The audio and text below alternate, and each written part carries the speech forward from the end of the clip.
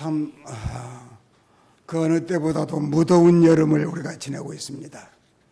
긴 장마철, 참 내 집에 있어서 그냥 앉아있어도 땀이 줄줄 흐르는 그런 계절에 목사님의 설교 부탁을 받고 어떤 시원한 말씀을 좀 해드리면 좋겠나 마음속에 담고 고민하다가 이렇게 우리가 하나님을 섬겨가면서 늘 감격과 기쁨만 있는 것이 아니고 살아가다 보면 여러 가지 문제에 시달리기도 하고 하다 보니까 마음의 감격이 주님을 향한 그 첫사랑이 식어지는 듯한 그런 마음들이 있어서 우리의 첫사랑의 첫 주님을 만났을 때 주님께서 우리를 부르셨을 때의 그 감격, 그 첫사랑, 그 감미로움, 그것을 회복할 수 있었으면 좋겠다. 그런 생각을 하면서 아브라함을 생각했습니다.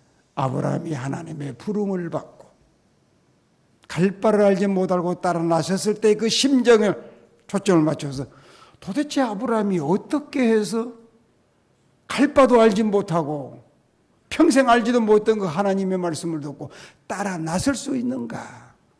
그에게 그 따라 나설 수 있는 그 감격, 그 에너지, 힘, 그게 뭘까? 거기에 초점을 맞추면서 히브리서 본문을 중심으로 말씀을 들러갑니다. 여러분 아시는 대로 이 히브리서는 초대교 1세기 이 히브리 공동체 여러 가지 당시 시대 사상 때문에 어려움을 겪고 있는 때입니까? 박해를 받는 때였어요. 삶의 터전에서 모든 것을 회수당하고 추방을 당하고 때로는 잡혀서 죽기도 하고 그런 아주 어려운 시절에 있는 성도들에게 히브리서 기자가 성령의 감동으로 그들을 위로하기 위해서 기록한 것이 히브리서 아닙니까? 그래서 히브리서를 초반부터 보게 되면 신앙의 가장 기본이 되는 기초들을 아주 구체적으로 성경에 의해서 그 당시에 성경이 정립된 것은 신약은 만들어져 가고 있고 구약 성경에 의해서 하나하나 따북따북 가르쳐주는 내용으로 전개하다가 10장 후반절에 보면 믿음으로 산다고 하는 것이 무엇이냐?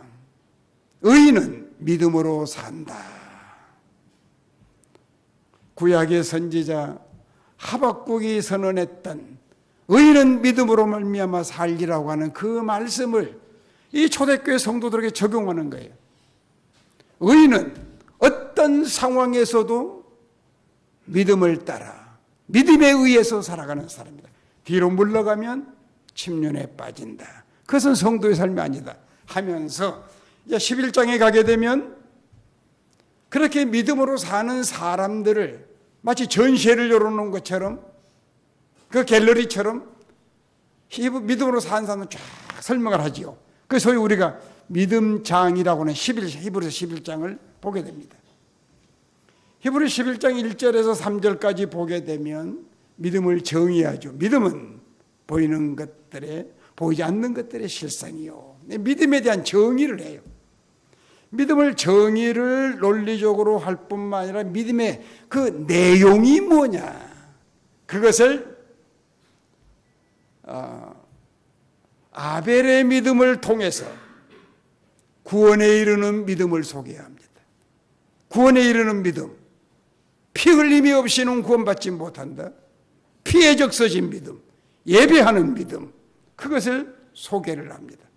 구원에 이르는 믿음을 소개한 다음에 히브리서 기자가 두 번째, 구원받았으면 이제 하나님과 동행하는 삶을 살아야 된다. 그것을 그 주제를 꺼내기 위해서 구약의 인물들 중에서 이 에녹이지요. 에녹은 300년 동안 자식들 낳고 가정생활을 하면서 하나님과 동행하는 삶을 살았다. 하나님과 동행하는 삶을 사는 이 에녹을 소개를 합니다. 자, 구원을 이루는 믿음을 가장 기본이 되는 기초지요. 그 위에서 하나님과 동행을 하는 믿음, 거기서 끝나지 않죠. 그 다음에 하나님과 동행하면서 하나님의 말씀에 순종하여 행동하는 믿음, 그것이 노아의 믿음이지요. 노아는 하나님의 말씀하시는 대로 행동했어. 저 산꼭대기에 이 방주를 짓고 하나님께서 말씀하신 대로 각양의 동물들을, 각양의 생물들을 다 싹을 그 방주에 몰아넣는 그 쉬운 일이겠습니까? 순종하는 믿음, 말씀대로 순종하는, 행하여 순종하는 믿음을 노아를 통해서 이야기해요. 그래서 이 내용은 우리 신앙의 내용입니다. 핵심입니다. 우리의 신앙도 이런 순서대로 발전해 가야 됩니다. 구원에 이르는 믿음, 예수 그리스도의 십자가의 그 보혈의 공로가 내 양심이 흠뻑 젖어지는 십자가 은혜에 대한 감격이 있는, 그럴 때에 우리는 하나님 앞에 예배자가 되지요. 그때 우리는 하나님을 바라볼 수 있게 되지요. 하나님을 바라보고 이렇게 구경하는 것이 아니라 하나님과 이제는 보조를 맞춰 동행하는 믿음, 그 단계로 나가야 되죠. 동행하는 믿음에서 이제는 하나님께서 하시고자 하는 이 세상, 하나님 창조 세상에 할 수 있는 일들을 이제는 하나님 말씀에 따라 순종하여 행하는 믿음. 이 믿음의 내용들을 정리한 다음에 히브리서 기자는 어쩌면 모세 오경, 이 구약의 두루마리를 펴놓고 그 다음에 이제는 이 믿음으로 살아가는, 믿음으로 일상을 살아가는 사람들을 소개해 줘야 되겠는데, 창세기 6장, 7장, 8장을 넘기고 9장까지 넘겨도 사람이 안 보여. 그러나 추천할 만한 사람이 안 보이는 거예요. 그 다음에 이제 아브람 때 와서 이 아브람을 첫 번째 인물로 구원의 기본적인 내용을 갖추고 이제는 하나님께서 주신 믿음으로 살아가는 첫 번째 인물로 히브리서 기자는 아브람을 택하는 거예요. 믿음으로 아브람은 부르심을 받았을 때에 갈 바를 알지 못하나 나아갔다.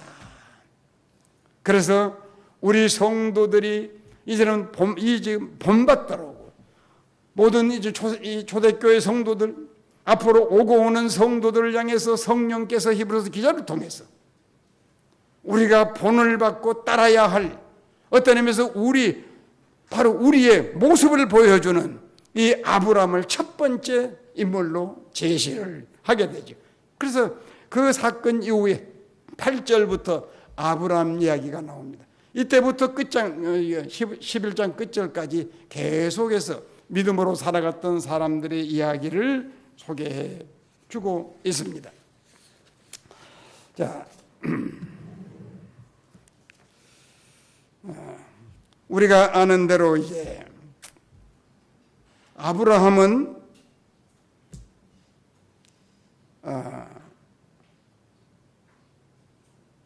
어떤 의미에서 가장 위대한 인물, 이 히브리서 11장을 보면 그 전체 내용의 3분의 1에 해당하는 할 만큼 그 양을 이 아브람 가문에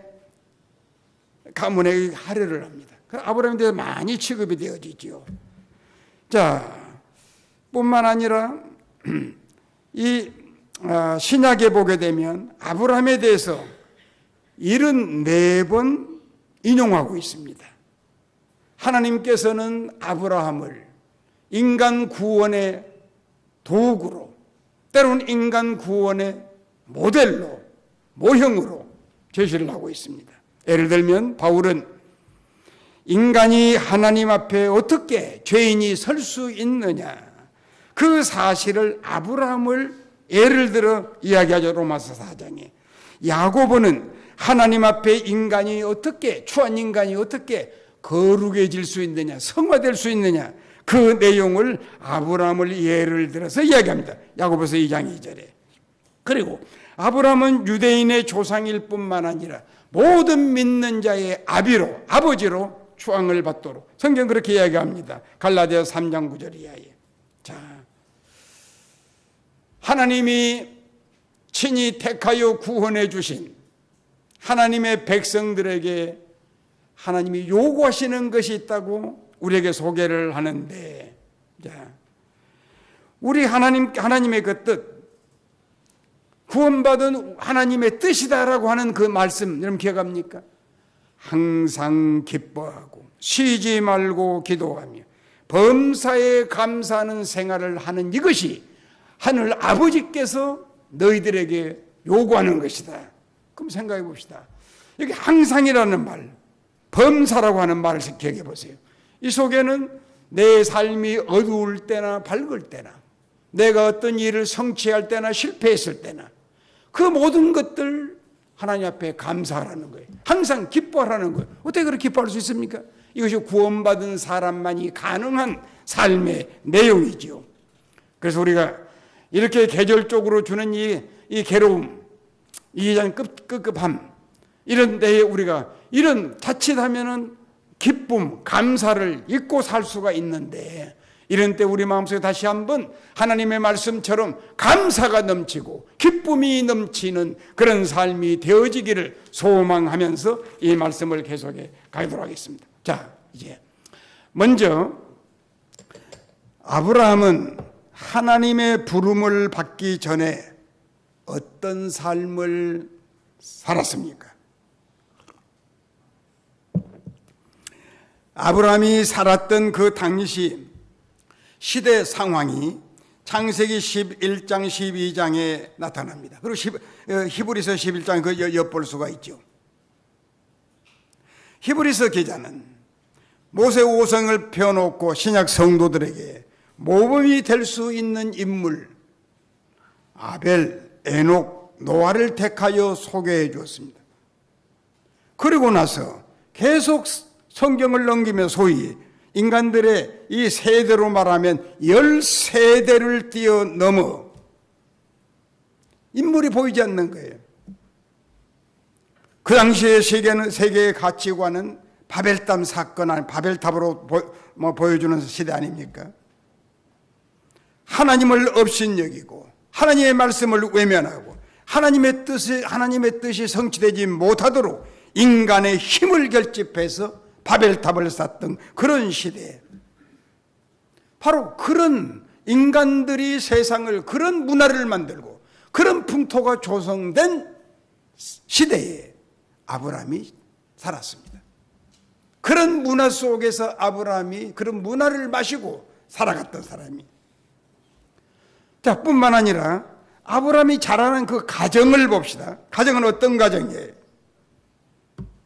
자, 아브라함 우리의 믿음의 조상이라고 했는데, 아브라함에게서는 하나님께서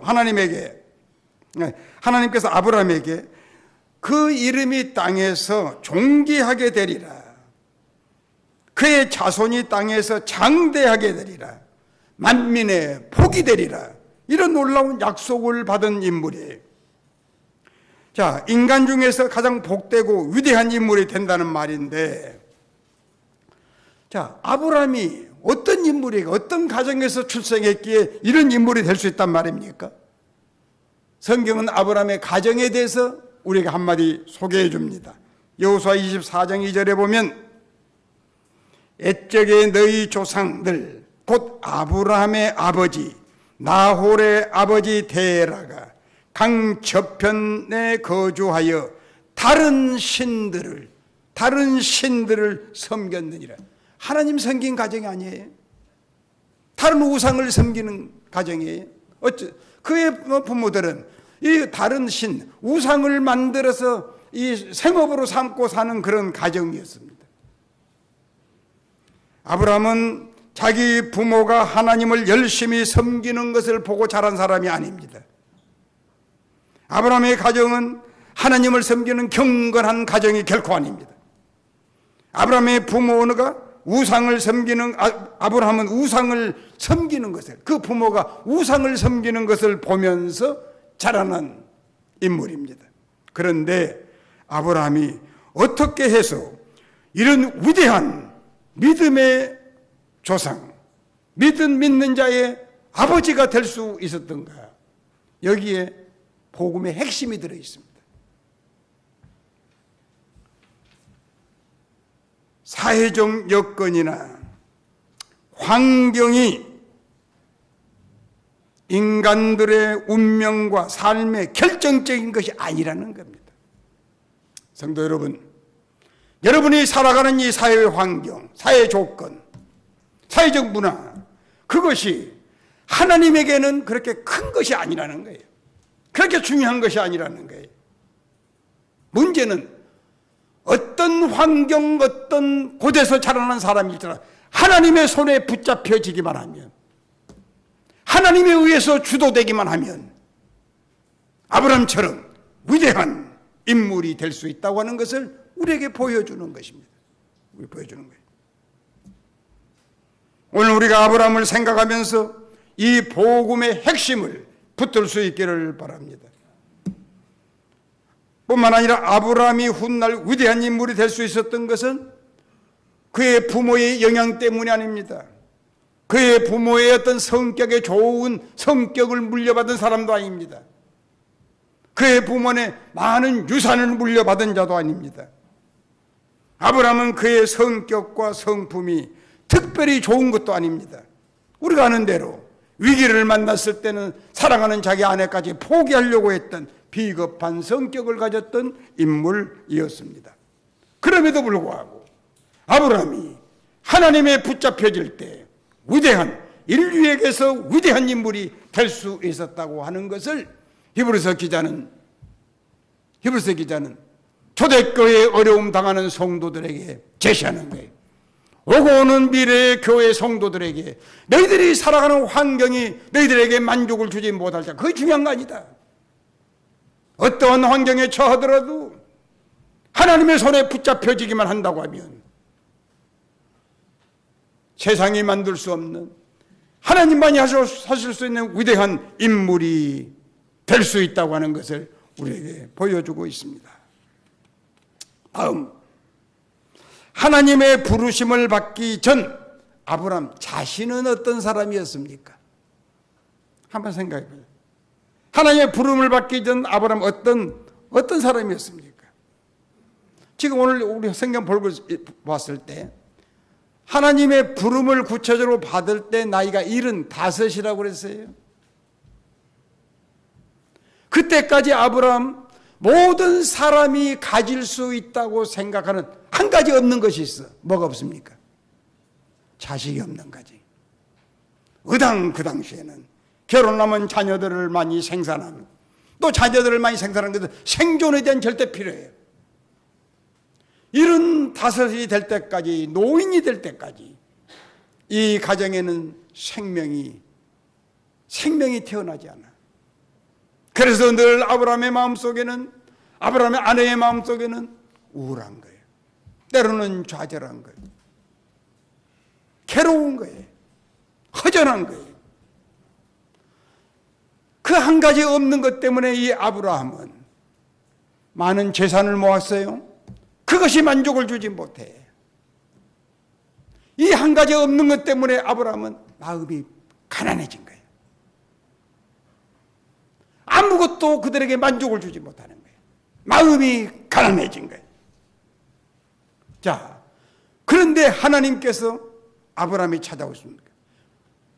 아브라함의 어떤 상태를 하나님이 찾아 거기에 개입합니까? 비어진 마음, 한 가지 없는 것 때문에 가난해진 그 마음, 하나님은 그것을 보신 거예요. 그 빈틈, 가난해진 마음, 한 가지 없는 것 때문에 좌절하고 괴로워하는 그 마음에 하나님이 찾아오신 거예요. 찾아오셔서 뭐라고 말합니까? 내가 너로 큰 민족을 이루게 해주마. 네 이름이 장대하게 해주마. 17장에 보면 보라, 내 언약이 너와 함께 있으니 너는 여러 민족의 아버지가 되리라. 내가 내 언약을 너와 및 내 대대 후손 사이에 세우라. 아니, 자식이 없어 노인이 지금 이제 시들어져 가는데 자녀들이 대대, 너의 통해서 태어날 자녀들이 대대에 이르게 될 텐데 내가 그들과 언약을 맺겠다. 그래서 그들의 내가 하나님이 되고 그들은 내 백성이 되리라. 자, 하나님께서 아브라함에게 찾아오셔서 약속하신 것이 뭡니까? 자식이 없어서 가난해진 그 마음에 자식에 대한 약속을 하고 있는 거야. 여기에 우리의 복음이 있습니다. 복음이 있습니다. 바로 하나님은 가난해지고 비워진 그 자리에 찾아오신 하나님. 예수님이 산상복음 8복에서 심령이 가난해진 자, 심령이 철저히 극빈자가 되어버린, 한 가지도 내놓을 것이 없는 이 극빈자가 되어버린 자는 복이 있다. 왜? 그런 자에게 천국이 주어진다. 이것이 기독교 복음입니다. 여러분이 어떤 경우에서 마음이 가난해질 수 있다고 하면, 비워질 수 있다고 하면, 그것이 하나님이 개입할 수 있는 절호의 기회입니다. 사랑하는 여러분, 여러분의 현실, 여러분의 삶은 어떻습니까? 여러분에게 있어서 한 가지 없는 것이 뭡니까? 부족이 뭡니까? 이것만 있었으면 내가 하는 그 한 가지 없는 그것, 그게 뭡니까? 그것에 대해서 인정하시기를 바랍니다. 여러분의 힘으로 할 수 없는 그것, 여러분의 체주로 할 수 없는 그것, 여러분의 인맥으로 만들어낼 수 없는 그것. 그래서 하나님 앞에 두 손을 바짝 들고, 하나님, 나는 이것은 할 수 없습니다. 이것 때문에 나는 절망합니다. 바로 그것. 나에게는 그것이 없습니다. 그것 때문에 가난해진 마음. 이것이 하나님의 복을 받는 첫 단계임을 기억하시기를 바랍니다. 심령이 가난한 자는 복이 있나니 하나님의 나라가 그에게 주어진다. 하나님의 거룩한 통치자 주권자 예수 그리스도가 그런 사람에게 임재해 주시는 것입니다.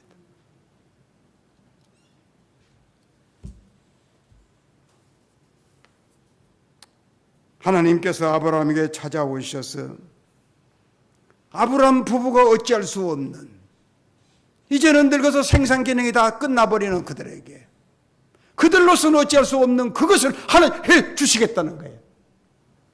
내가 너로 하여금 만민의 아비가 되게 해주겠다. 창대하게 해주겠다.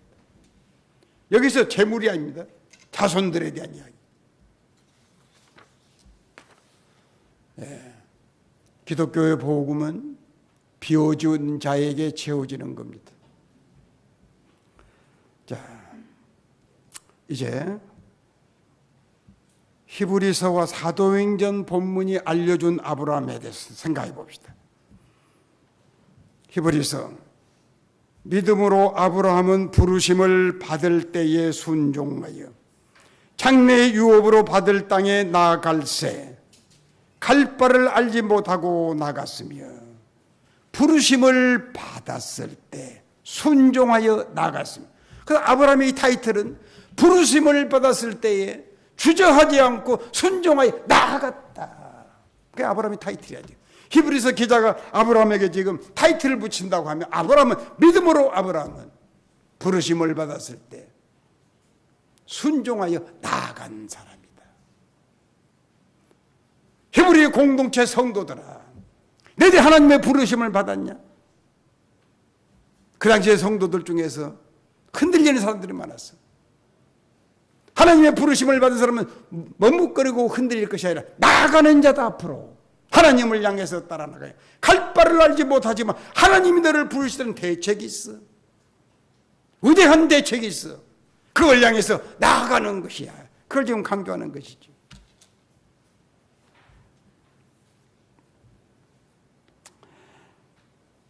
아브라함이 지금 75이라고 했습니다. 70 중반 고령입니다. 이런 아브라함 20, 30대 혈기방장한 청년 세대가 아닙니다. 이러한 아브라함에게 너의 본토를 떠나라, 네 친척을 떠나라, 네 삶의 터전을 떠나라. 떠날 수 있겠어요? 가혹한 거 아닙니까? 근데 어떤 목적지도 가르쳐 주냐? 갈 바를 알지 못하고 따라라. 하나님의 말씀을 붙들고 말씀 때문에 삶을 정리하고 일어서서 떠나는 것이 믿음입니다.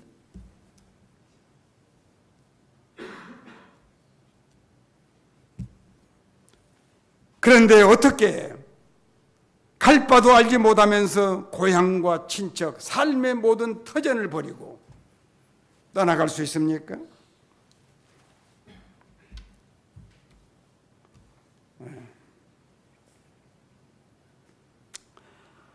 이에 대해서 사도행전 본문이 우리에게 그 단서를 가르쳐 줍니다. 사도행전 스데반의 증언, 오늘 본문 제가 다시 한번 읽겠습니다. 스데반이 이르되 여러분 부형들이여 들으소서. 우리 조상 아브라함이 하란에 있기 전 메소포타미아에 있을 때에 영광의 하나님이 그에게 보여 수동 틀어졌으면 아브라함에게 나타나 주셨다는 거예요. 이루시되 하나님의 뜻을 알려주었다는 거예요. 고향과 친척을 떠나 내가 너에게 보일 땅으로 가라. 자 여기서 우리는 아브라함이 하나님과 동행한 순서를 볼 수 있습니다.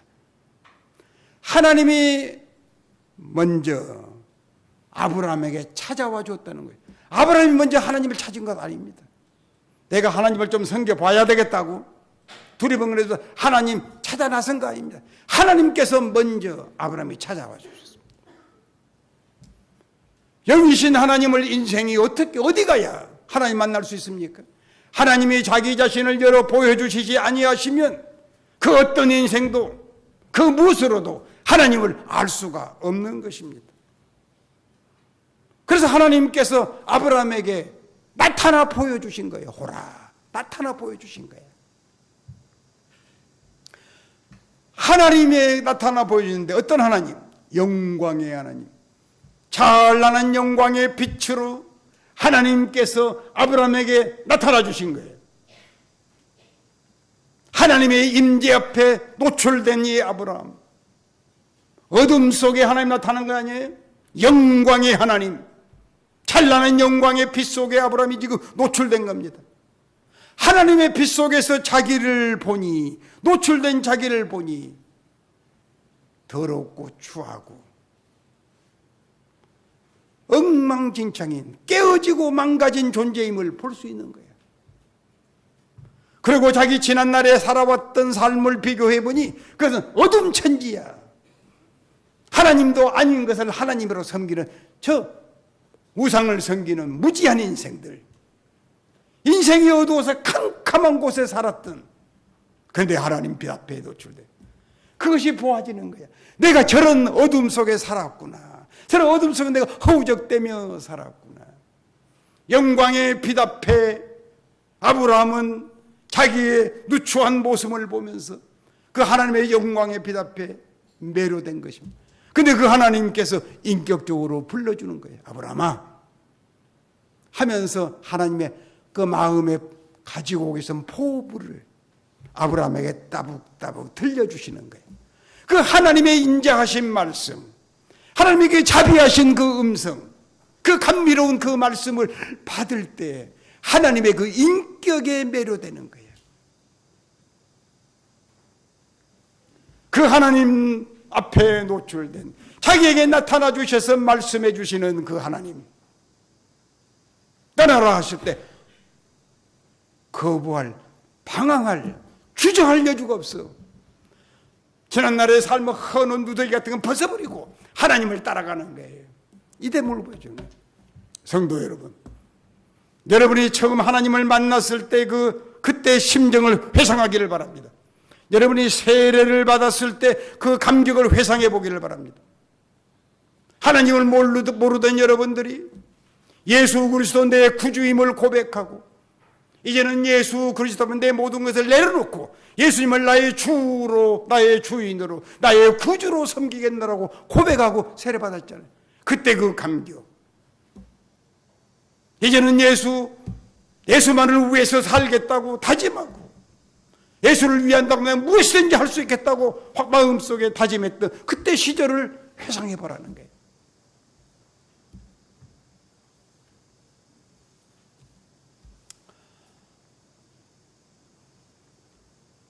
내가 하나님을 찾아서 만난 것 아닙니다.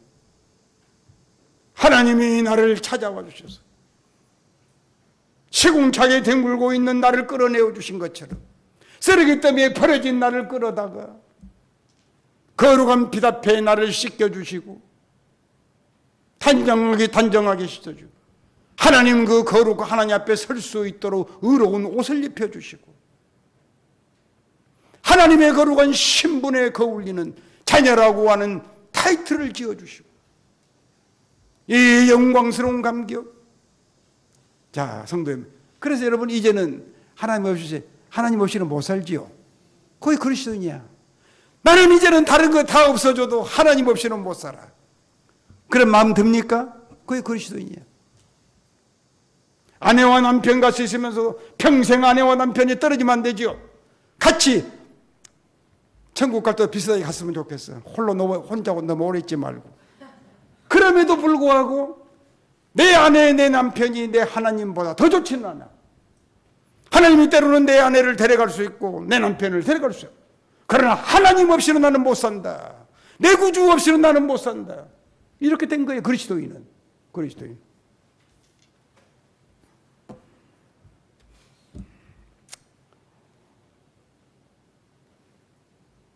그 영광의 하나님, 그걸 여러분들이 이 지금 당시 급급한 여름 장마철에 불쾌감을 주는 이런 계절에 여러분의 마음속에 그 감격을 이뤘을지 몰라 회복하시길 바래요. 하나님이 나를 불러서 존귀한 하나님의 자녀의 신분을, 타이틀을, 시편 103편을 보니까 하나님께서 나를 죄를 씻어주시고 병들어 망가진 나를 고쳐주시고 망가진 내 삶을 회복해 주시고, 거기 끝나냐고, 내 머리에 관을, 면류관을 씌워주신. 그래서 그 다음에 결론은 뭐라고 말합니까? 좋은 것으로 만족해 하시는 하나님, 좋은 것으로 만족해 해주시는 하나님. 나는 이 말씀을 내 삶의 주제로 삼습니다. 돌아보니 한참 살아가는 여러분 젊은 세대들은 끝이 잘 안 보이죠. 지금 등산저 꼭대기라 잘 안 보일 거야. 80 가까이 살아와서 보니까 돌아봐지지 않아요. 하나님이 나를 택하여 부르실 때부터 지금까지 한 번도, 크리스토스톰이 그런 고백을 했더니 나도 그 고백이 되더라고. 내가 내 구주 예수 그리스도를 한 번도, 그 주님은 나를 한 번도 서운하게 한 적이 없다. 나에게 항상 좋은 것으로 만족하게 해주신 분이다. 그런데 내가 어떻게 그 주님을 서운하게 할 수 있느냐. 돌아보니 그때마다 내 조급한 마음에 그때 좀 답답해서 답답은 했지만 지나고 보니 좋은 것으로 만족하게 해주시는 하나님, 만족하게 하시는. 성도 여러분, 아브라함의 이야기는 한 사람 이야기 아닙니다. 히브리서 기자가 이 아브라함을 택하여 성도가 지금 본받아 따라가야 할 모범으로서 아브라함을 제시하는 것은, 여기서 무슨 교리를 끌어내라고 하지, 아브라함의 삶과 같이 너도 그와 같이 부름을 받은 자야. 아브라함이 처음에 하나님의 영광을 보고 감격했던, 흥분했던 그것을 회복해야 된다. 진정한 그리스도인은, 하나님의 영광의 하나님을 만나본 사람은 감격할 뿐만 아니라 흥분된 사람. 왜요? 전혀 새로운 삶의 비전이 주어져. 지난날에는 어떻게 하면 저 친구보다 내가 더 높을까? 저 친구보다 내가 어쩌도 많은 것을 가질 수 있어. 거기에 골몰했다고 하면 이제는 그건 다 가치 없는 것이고, 진정으로 하나님 앞에서 어떤 삶을 살 것인가, 새로운 위대한 삶의 비전이 줘요. 비전이 줘야지. 제가 30년 전에 이 교회 젊은 청년들을 목회를 하면서 타이틀을 붙여놓은 거 있어요. 다음 세대를 책임지는 브레이크다. 왜? 하나님을 만난 사람들은 위대한 삶의 비전이 주어져요.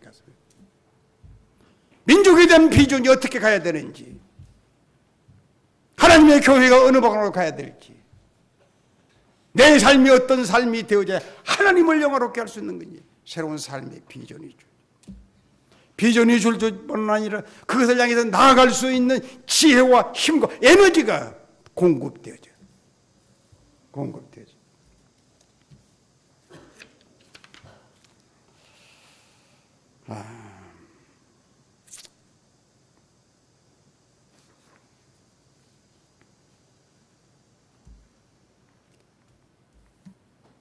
이 말 설교를 들으면서 마음속에 혹 나는 그 하나님 영광의 하나님 뵌 적이 없는데 목사님 설교 나하고는 별로 관계가 없다. 그런 생각이 든 사람을 위해서 한 말씀 더 보태겠습니다.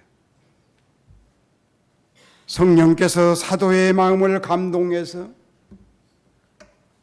신약시대의 성도들에게 주신 말씀입니다. 어두운 데서 빛이 빛이라 말씀하셨던 그 하나님께서 예수 그리스도의 얼굴에 있는 하나님의 영광을 아는 빛을 우리 마음에, 여러분의 마음에 지금 비추고 계신다. 그러므로 이르시기를 잠자는 자여 깨어서 죽은 자 가운데서 일어나라. 그리스도께서 너희에게 비치시느니라. 마음을 강단에서, 하나님의 강단에서 성령이 하시는 말씀에 마음을 열고 이 말씀을 받으시길 바라요. 잠자는 자여 일어나라.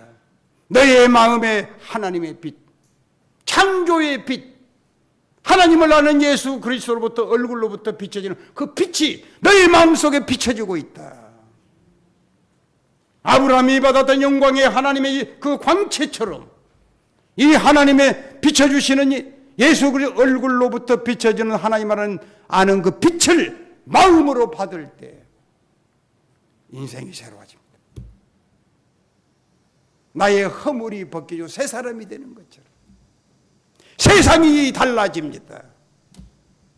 예수 그리스도의 빛이 내 마음속에 쏟아질 때에 구원받은 그 감격이 전혀 온 세상을 주고도 바꿀 수 없습니다. 이 하나님이 내 안에 하나님의 얼굴, 하나님의 빛을 비춰주실 때 모든 죄가 다 씻어지고 천사보다도 거룩한 심정을 갖게 되고 길거리 걸어갈 때 가로수가 흔들릴 때 저 가로수가 지난 날에는 그냥 무심코 봤던데 하나님의 구원을 받은 하나님의 영광의 빛을 받은 날을 축하해 주는 것을. 새벽에 산에 올라가면 지저귀는 새들 하나님 만나기 전에 저는 뭐 새 새끼들은 아침부터 지저귀고 시끄럽게 만드냐 짜증스럽게 느끼는데 아니 하나님을 만나고 난 다음에 올라가 지저귀는 소리는 구원받은 나를 향해서 노래 불러주는 찬양해 주시는 세상이 달라져요. 원한에 맺힌 세상 참 못됐어요. 제가 한참 20대 초 나 신학교 가기 전에 주님에게 사로잡히기 전에 극장에 갔습니다. 괜히 심통이 났어요. 면도칼로 극장 의자를 다 잘라놓고. 옛날에는 만두집 있어. 만두집에 이거 난로에 차가 끓여지잖아요. 보리차. 보리차 주전자가 큰데 거기다 무슨 샘터는 만두 찍어 먹는 장을 다 버려. 이렇게 못된 거야. 세상이 바람직이야. 세상에 있는 사람들은 모두가 나에게 반항적. 나는 근데 왜 이 모양이야? 그런데 예수를 모시고 나니 세상이 달라져요. 주 하나님 지으신 세계. 오 하나님의 그 위대하심 앞에 얼마나 감격했는지. 하나님을 만나기 전에 제가 키는 조그만 하지만은 무슨 배짱인지 내가 애교관이 될 것이라고. 그게 늘 친구들에게 나는 애교가 될 거예요. 친구들 하도 안 입고 와서 했는지 나는 자마이카 애고를 가이다. 세상에 조그마한 섬나라에 놓고 되게 그런 젊었을 때 야망이 있었는데 주님을 모시고 나니까 그 모든 것들은 온데간데 없어지고 아니 애교관 될 수도 없겠지만 해라도 못하겠어. 마치 밤에 달을 보고 세상이 제일 밝은 것인 줄 알고 그것만 따라가다가 아침에 태양이 떠오르니까 다른 빛을 잃어버려. 예수 그리스도 영광의 빛 그 앞에 매료되는 거야. 세상은 온데간데 없어. 우리 젊은이들이요. 하나님을 정말로 여러분의 말씀 속에 만나시길 바랍니다. 하나님이 여러분의 그 얼굴 빛을 비춰 마음을 열고 그 빛을 받으시길 바랍니다. 인생이 달라집니다. 삶이 달라집니다. 세상은 여전히 그대로야. 지금 어렵지요? 우리 때도 어려웠어요. 지금은 그래도 아르바이트 할 길이 많아. 그때는 우리가 주로 남의 집 아이 가르치는 것이 유일한 아르바이트였어. 어느 때든지 어려워요. 그러나 하나님을 만났을 때 그 세상 무엇보다도 당당한 거예요. 나를 길러준 내 부모에게 내가 이제 신학교 가야 되겠습니까? 야가 입시 준비하더니 정시 좀 헷갈한갑다. 의사거든요. 친구 의사, 정식 의사에 전화를 건 거예요. 우리 희종이가 이렇게 됐는데 좀 뭐 이상하다. 내가 그 앞에 앉아서 지금도 기억나. 아버지, 어머니, 내가 지금 아버지, 어머니 내 곁에 계시는 것 더 분명하게 하나님이 나를 붙들고 계십니다. 나는 그 하나님 따라 나갈 겁니다. 나는 하나님 따라 갈 겁니다.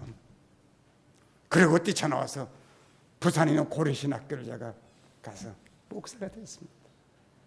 목사가 된 그 후에 한 번도 세상을 둘러본 거지. 오직 그 하나님 바라보면서 나아가는 거야. 얼마나 행복했는지. 자, 이렇게 하나님 붙잡혀서 가는 길이 세상적으로 항상 평온하고 문제가 없는 것은 아니죠. 아브람도 그랬어요. 아브람 생에는 참 파란만장한 생이잖아요. 내가 그래서 신약 한 내용을 좀 소개를 할게요. 하나님을 모시고 사는 개인이든 가정이든 어떤 공동체든 크고 작은 문제가 끊임없이 일어납니다. 그 예를 예수님이 택한 제자 공동체. 하루는 우리 예수님을 모시고 병자들을 고치고 사역을 열심히 하고 저녁 때가 되었어. 해가 기울었죠. 예수님이 제자들에게 배를 타고 저 건너편 갈릴리 건너편으로 가자. 평온하고 조용하고 가벼운 순풍이 부는 그때 다 배를 탔지요. 이제는 쉴 겸 배를 타고 한참 이제 가는 과정에 바다 한가운데 돌풍이 일어나. 마태복음은 광풍이 일어났다고 그랬어요. 갈릴바다의 때를 따라 일어나는 이 유라굴라라고 하는 이 돌풍이 거기에 몰아치는 거예요. 이 어부 출신 베드로를 비롯해서 죽는다고 아우성을 치잖아요. 주무시는 예수님을 흔들어 깨워. 예수님, 우리가 죽게 되었는데 주무시고 계십니까? 죽게 되었다고 할 정도로 위기를 만난 거예요. 위기를 만난 거예요. 자, 이 위기가 어떻게 해서 온 겁니까? 제자들이 잘못해서 지금 이런 위기를 만났습니까? 이 바다를 건너자고 하신 분은 예수님이야. 예수님께서 저 건너편으로 가자. 예수님 말씀대로 예수님 모시고 제자 공동체가 지금 배를 타고 가는 과정에 원인 모를 돌풍에 휘말려 위기를 만나는 거야. 죽는다고 아우성을 치는 거야. 살 길이 없는 거야. 그때 주님이 일어나셔서 하시는 말씀. 풍랑 바다와 바다를 잔잔케 한 다음에 제자들에게 하시는 말씀이 누가복음에는 믿음이 없는 자들아 왜 두려워하느냐. 마태복음에는 믿음이 작은 자들아 두려워하지 말라. 이 말씀을 보면 이 풍랑을, 이 돌풍을 예수님이 계획하신 거예요. 하나님이신 예수님이 그거 모르시겠어요? 앞으로 돌풍이 온다는 건 모르고 지금 주무셨을 거예요. 믿음이 없는 이 공동체에, 믿음이 작은 이들에게 믿음을 키워주기 위하여 하나님이 의도하신 것을 알 수 있어. 믿음이 작은 자들아, 믿음이 없는 자 두려워하지 말라. 그때 그들은 큰 믿음을 가졌죠.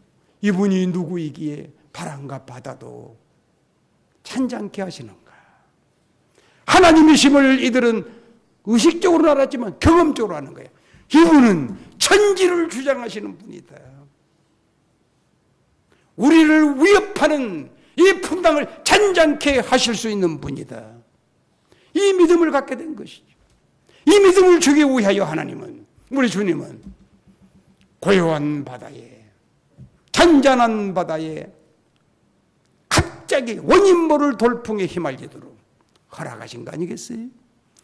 성도 여러분, 여러분이 주님을 모시고 살아가는 과정에 개인이든 가정이든 이런 돌풍에 휘말릴 수 있는 것을 기억하십시오. 그때는 예수의 말씀, 믿음 두려워하지 말고 내 믿음 키워주기 위한 하나님의, 우리 주님의 어떤 선전 계획이 계실 거야. 최근에 저희 부부가 모처럼 우리 동생들과 함께 울릉도 여행을 갔는데, 우리 딸이 대학교에 적을 두고 있는데 이제 거기에 사면하고 다른 대학교로 이제 옮겨, 모든 서류가 다 끝나서 옮겨. 근데 전화가 온 거야, 야가. 아빠, 엄마 큰일 났어요. 이쪽 대학교에서는 이제 이렇게 정리를 해서 다 사면을 했는데 그것이 서류적으로 정리가 안 된 거야. 서류적으로. 이 사무 차원이 된 거야. 그러니까 이중적이 될 수 있으면, 근데 그게 정리할 수 있으면은, 자, 이사회가 모이는데 한 3, 4일 걸리고, 대학 교수 협의회가 모이면 또 3, 4일 걸리고, 기간이 지금 이렇게 그런데, 언제까지면 우리가 또 주말인데, 월요일까지 이거 정리해야 되는데, 기간적으로 불가능해. 얼마나 애가 타겠나 싶은 생각이 딸이. 그래서 간절히 밖에 내 차를 타고 밖에 나가서 아무리 지금 다음에 마음의 평화가, 내 딸이 인문학을 연구하는데 하나님 믿는 게 좀 소홀했는가 보다. 하나님이 내 딸에게 믿음을 주기 위한 하나님의 계획이다. 지 힘으로 어찌할 수 없는 거야, 이게. 이제는 끝난 거야. 이렇게 다 취소돼 버린다는 거야. 그러고 나서 돌아왔더니 딸이 다시 그런 모든 서류가 이상하게 다 정리되어서 끝내 깨끗이 정리되어 기적 같은 일이 생긴 것 경험하기. 하나님께서 나도 그러고 그런 상황을 만나게 되면 참 애가 타지요. 답답하죠. 당황이 되지요. 이제는 이 전에 있던 학교에서 끝나버리고 새로운 학교에서는 이제 취소돼 버리면 여기서 뿡 뜨는 거 아닙니까? 이런 절박한 상황 속에 왜 줬겠나? 내 딸에게 하나님께서 믿음을 키워주기 위한 그 마음에, 내 마음속에 그런 확신이 오더라. 한참 순풍에 돛달고 힘있게 나아가는 과정에 원인 모를 볼풍이 불어나 위기에 처할 때 두려워하지 말라. 믿음이 작은 자들아, 주님의 음성을 기억하시기를 바랍니다. 그때 주님께서는 큰 믿음을 주셔서 앞서 말씀드린 대로, 소두에 말씀드린 대로 항상 기뻐하고 쉬지 말고 기도하고 범사에 감사하는 생활을 계속해 갈 수 있기를 기원합니다. 기도합시다.